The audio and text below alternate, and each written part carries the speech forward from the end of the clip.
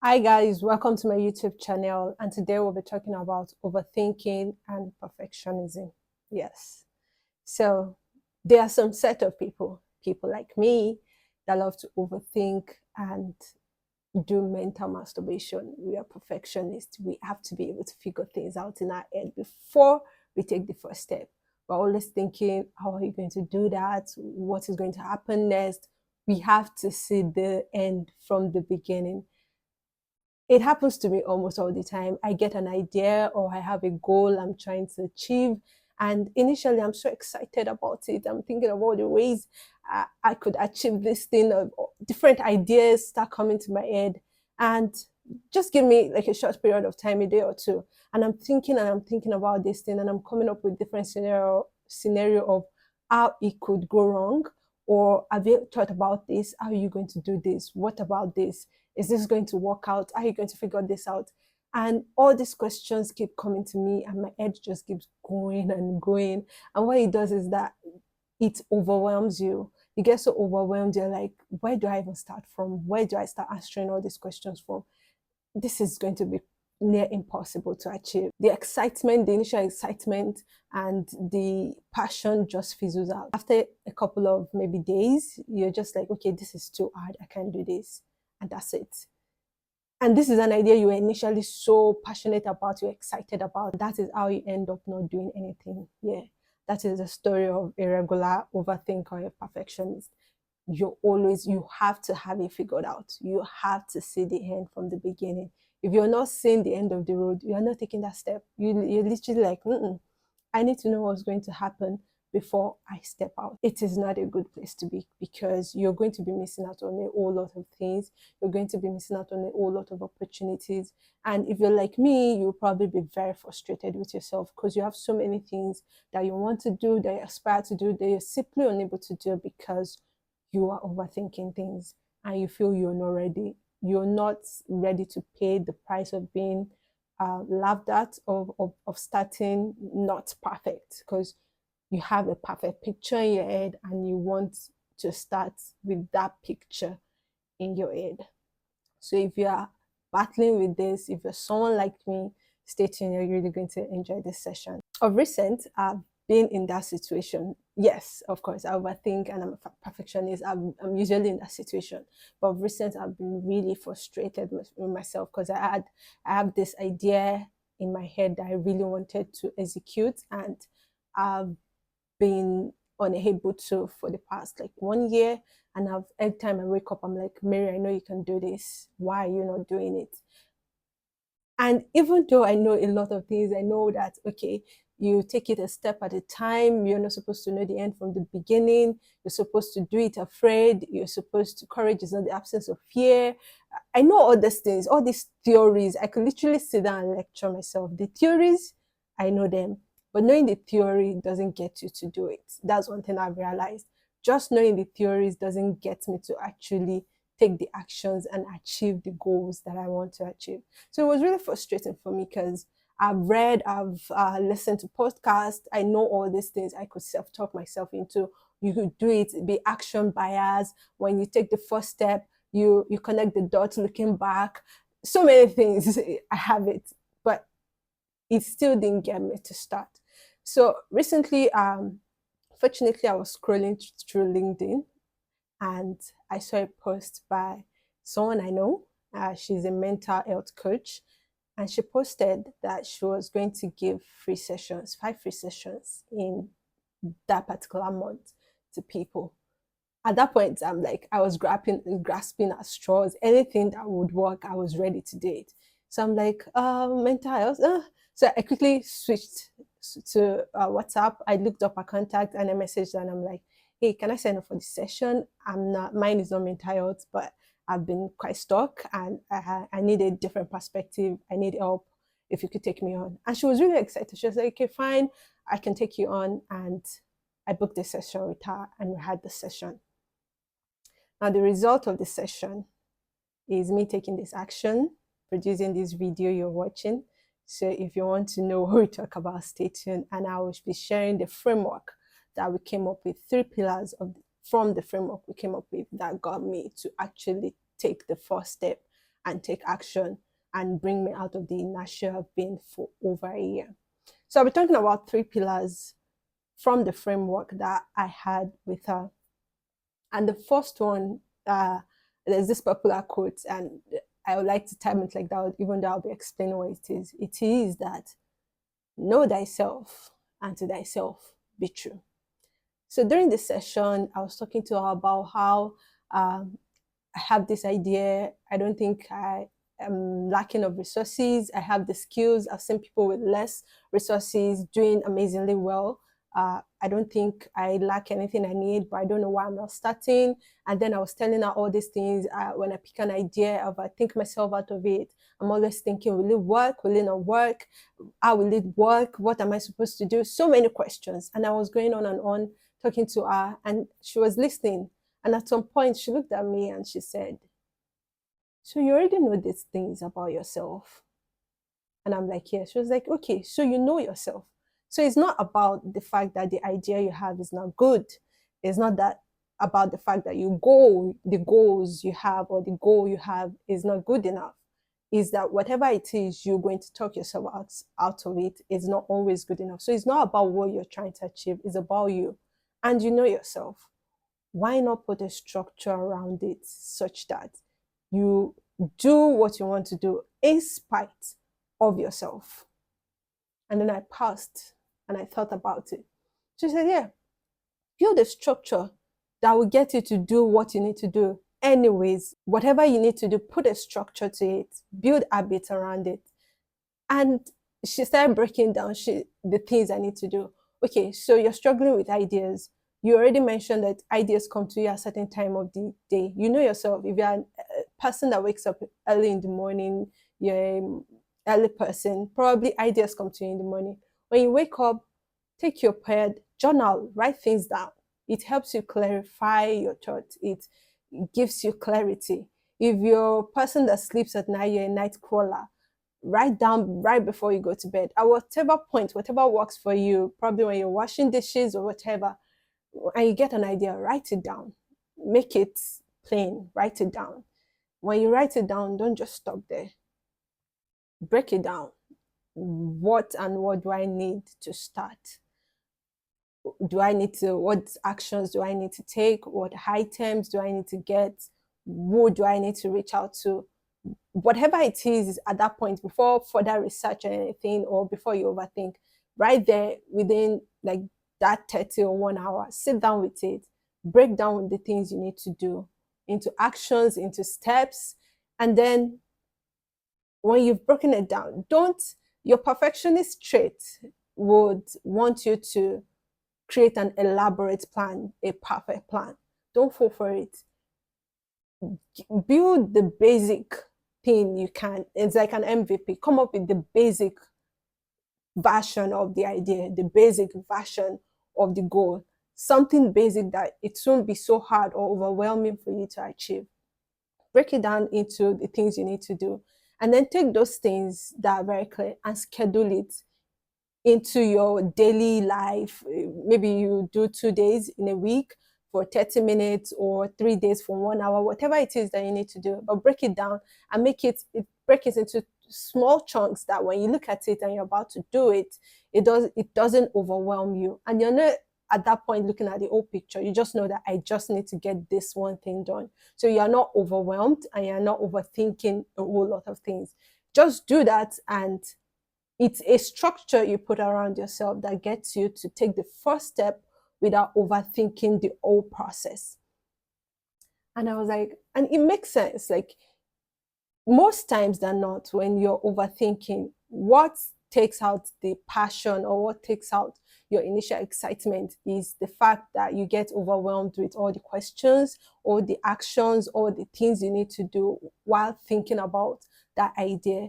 It stuffs out your passion. It stuffs out your initial excitement because you're overwhelmed. But when you sit down and you actually break things down and you put a structure to it, I just need to, for example, you want to start a YouTube channel, 30 minutes in or 1 hour, 2 days or 3 days a week. I'm going to write down my content on this day. I'm going to record on this day. I'm going to edit on this day, and I'm going to post on this day. 31 hour.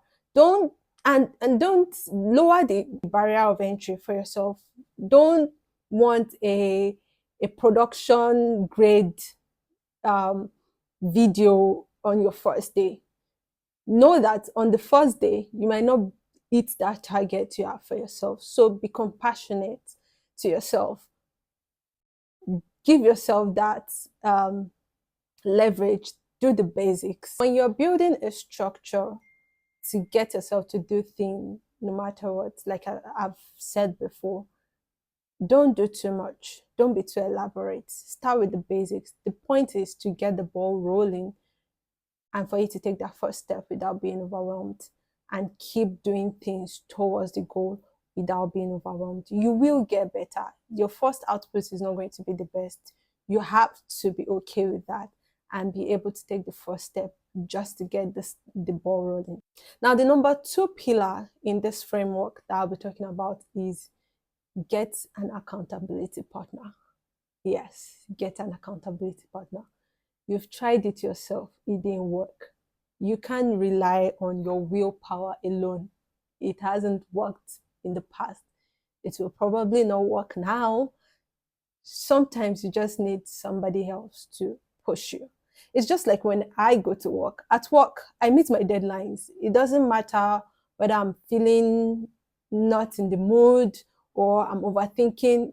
If it needs to get done and there's a deadline, it gets done and I get it out, because I know that I'm getting paid for it. My boss, I have a boss, I can get sacked. I know there are consequences to it. So I know I have to do it. It's the same way.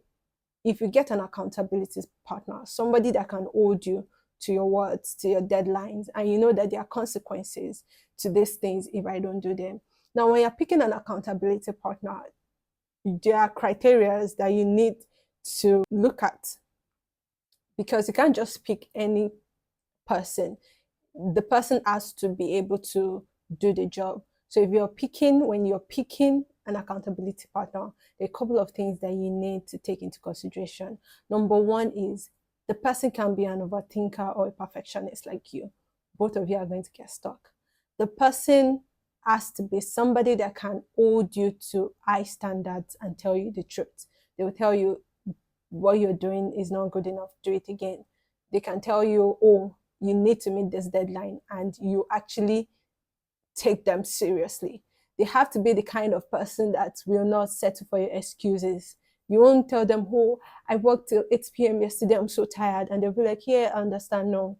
They have to be able to push you. They have to be able to stretch you, because truly you need it. And it's going to help you in the future. You're going to look at the end of the day, you're going to look back and you're going to actually appreciate what you've been through. So yes, your accountability partner have to have certain qualities that they need to have for them to effectively do the job. They have to be able to hold you to deadlines. They have to be able to stretch you, to push you. They have to be able to hold you to high standards. So you trust that whatever is getting through this person is something of quality. So that takes out the whole fear of, oh, it's not going to be good enough, or it's not. You know that they're like a quality gate. Whatever gets through to them is is good enough to go out there. So pick an accountability partner and tell the person, you make the plan yourself and tell the person, this and this and this is what you're going to hold me to. I need to do this on this day. And as I've said in pillar 1, you have to put a timeline to it. You have to set your reminder. You have to work it into your schedule. So you have to give the person deadlines that they have to hold you to. I need to do this and this by this time. Hold me to this. You can have rewards or punishments. That's left to you, really. But you have to be able to get somebody that will hold you accountable. Don't rely on yourself. You're not self-sufficient. Sometimes you need help. Ask for help and people will help you. Now, pillar 3 in the framework is take out all forms of ambiguity. Be as clear as possible. Like I've mentioned earlier, most times the reason why we get frustrated and we abandon the plan is because we get overwhelmed and we come to a conclusion that we just cannot do it. It's just too hard, because there are a lot of questions, there are a lot of ambiguity, uncertainty involved. And in our perfect mind, we want to know everything before we can take the first step. So take ambiguity out of your plan. When you're sitting down and you're planning around your idea, plan, do the basics. It's like MVP. Do the basics. Don't do elaborate. For example, I want to start a business and you're thinking, what business can I start? Pick one. And the trap for people that are overthinkers and perfectionists is that when they're thinking about an idea, they're having like 5, 10 possible ideas and they're thinking, which one is the best? And that's the trap, because sometimes there's no one best answer. They are all good options. Just pick one. Just close your eyes, pick one and move with it and run with it. Don't wait until you're convinced that one is the perfect answer. There is no perfect answer. Or for now, don't rely that, don't think there is a perfect answer. Just pick one business, one niche and move on. So you want to start a business, pick a niche, any of the good ones that you've come up with, just pick one, that niche, and then you break it down, what you need to do. On Monday morning by 5 p.m. after work, I'm going to so market to get inventory. This is the budget. This is how I'm getting to the market. This and this is what I'm buying.